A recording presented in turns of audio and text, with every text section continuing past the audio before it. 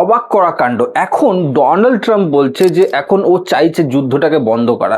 তাহলে এত যুদ্ধ করার কি দরকার ছিল? বলল যে কয়েকদিনের মধ্যে ইরানকে পুরোপুরি শেষ করে দেবে, কিন্তু এখন বলছে যে এখন নেতানিয়াহু, তার মানে ইসরায়েলের সাথে আর সে সন্ধি করতে চাইছে না।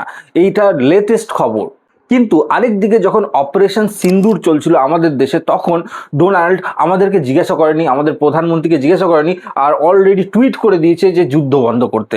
মানে কি বলবো, নিজের দেশের জন্য ও সব কিছু করতে পারে, কিন্তু ইন্ডিয়ার জন্য ও নিজেকে বাবা দেখানোর চেষ্টা করছে, ইন্ডিয়ার ফাদার হতে চলেছে।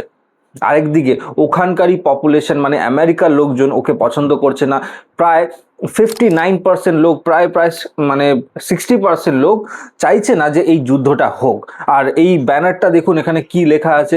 তার মানে আমরা এই ব্যানারটা দেখে বুঝতে পারছি লোকজন যে প্রোটেস্টটা করছে, এটা বোঝা যাচ্ছে যে কেউ পছন্দ করছে না। অ্যাকচুয়াল রিজনটা হচ্ছে এপস্টিন ফাইল। এপস্টিন ফাইলে ওর নাম আছে। আর কিছুদিনের মধ্যে আরও কিছু প্রায় 50,000 পাতা পাবলিশ হতে চলেছে, এরকম কিছু একটা খবর এসছে। তার জন্য ওই যুদ্ধটা করাচ্ছে।